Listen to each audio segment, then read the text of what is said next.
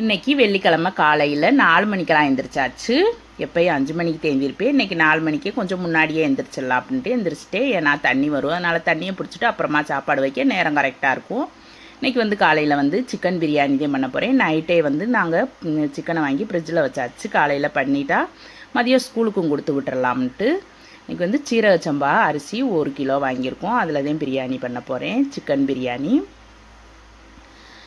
1 kilo அரிசிக்கு இவ்வளவு gravy வரணும். வந்தாதே பிரியாணி நல்லாயிருக்கும்.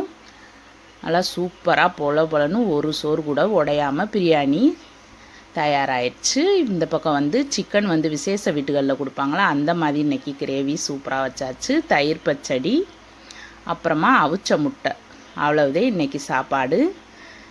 கொஞ்சம் சீக்கிரமாக எழுந்திரிச்சதுனால கொஞ்சம் சீக்கிரமாகவே வேலையும் முடிஞ்சிச்சு. எல்லா வேலையும் முடிச்சுட்டு சூப்பராக காலையில் பிள்ளைங்கள ஸ்கூலுக்கு அனுப்பி